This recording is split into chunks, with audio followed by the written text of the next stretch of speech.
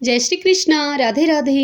भक्तजनों, आज हम कार्तिक मास महात्म्य का दूसरा अध्याय श्रवण करेंगे।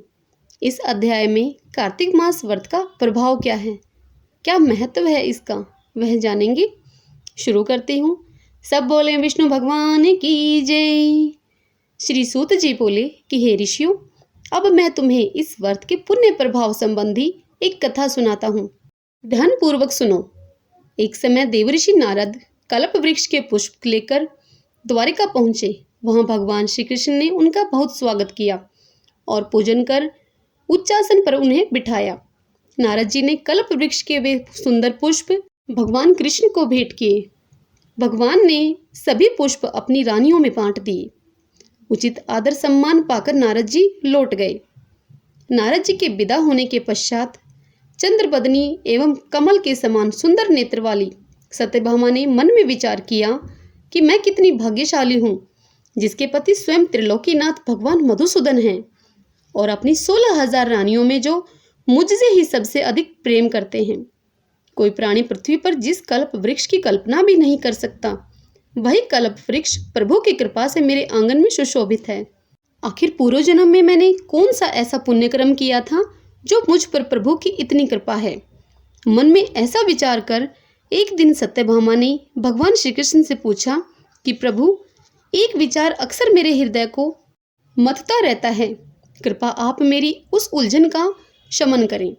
मेरी ऐसी प्रार्थना है आपसे। सत्यभामा की बात सुनकर भगवान श्री कृष्ण मुस्कुराए। फिर सेवकों को वहीं रुकने का संकेत देकर सत्यभामा का हाथ थामकर उन्हें कल्प वृक्ष के नीचे ले गए और बोले कि हे सत्यभामा, मैं अपनी 16,000 रानियों में तुम्हें ही सबसे प्रिय मानता हूँ। तुम्हारे स्नेहवश ही मैंने देवराज इंद्र से विरोध करके यह कल्प वृक्ष स्वर्ग से लाकर यहाँ लगा दिया है। मैं तुम्हें न दे सकने वाली वस्तु भी दे सकता हूँ। मैं तुमसे न कहने वाली अर्थात गुप्त बात भी तुम्हें कह सकता हूँ। हे प्रिय, मैं हर प्रकार से तुम्हारी शंका का समाधान करूँगा। कहो, तुम्हें मुझसे क्या पूछना है।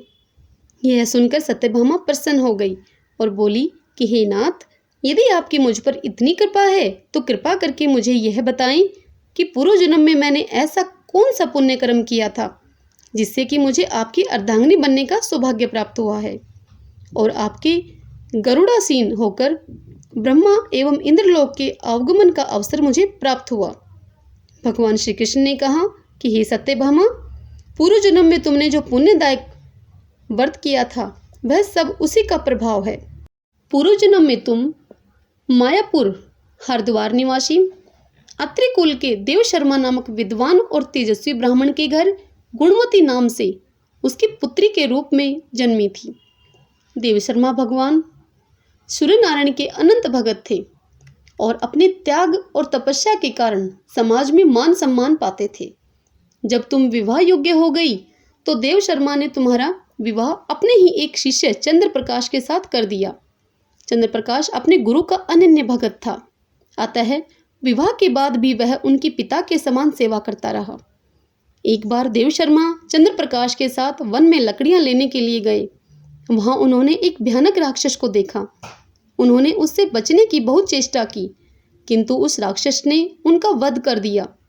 देव शर्मा और चंद्र प्रकाश दोनों ही चूंकि निष्ठावान भगत थे, अतः अपनी भक्ति के कारण उन्हें तो बैकुंठ धाम मिल गया, किंतु गुणवती निराश्रित हो गई।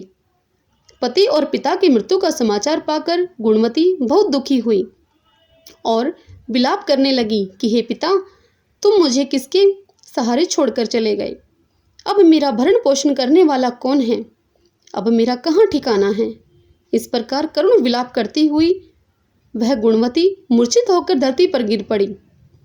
फिर जब चेतना उसकी लौटी तो अपने घर का सामान बेचकर उसने पिता और पति का श्राद्ध कर्म किया। फिर उसके बाद वैरांगिनी सी होकर भगवान विष्णु के भजन पूजन में अपना जीवन व्यतीत करने लगी। गुणवती निष्ठा के साथ आजीवन एकादशी का व्रत करती रही। एकादशी के साथ साथ वह प्रति माह कार्तिक मास के व्रत भी करती थी। वह देव मंदिरों में जाती और साधु महात्माओं की सेवा करती। हे सत्यभामा, मुझे यह दोनों व्रत अति ही प्रिय हैं। हे प्रिय, कार्तिक माह में जब सूर्य तुला राशि पर हो प्रातः काल में स्नान आदि कर विधि विधान पूर्वक भगवान विष्णु की पूजा करनी चाहिए। इस माह में जो श्रद्धालु विधि पूर्वक स्नान, दान, जागरण व वंदना करते हैं, उनके जन्म जन्मांतर के पाप सब नष्ट हो जाते हैं। जो श्रद्धालु मंदिर में सफाई, दीपदान, यज्ञ तथा स्वस्ति वाचन करते हैं, वे देवताओं के द्वारा भी वंदनीय होते हैं। जो मनुष्य तुलसी वन की पालना करते हैं, वे दोबारा इस संसार में जन्म नहीं लेते। हे सत्यभामा, आयु पूरी होने पर गुणवती ने भी गंगा में स्नान करते हुए प्राण छोड़े। तभी भगवान विष्णु के दूत एक सुंदर विमान लेकर आए और उसे स्वर्ग में लेके गए। इस प्रकार कार्तिक मास के व्रत के कारण गुणवती को भगवान विष्णु का धाम मिला। भगवान श्री कृष्ण बोले कि हे प्रिय, पूर्व जन्म के देवदूत ही इस जन्म में राजा सत्राजित हुए, अतः तुम्हें उनकी पुत्री के रूप में जन्म मिला है।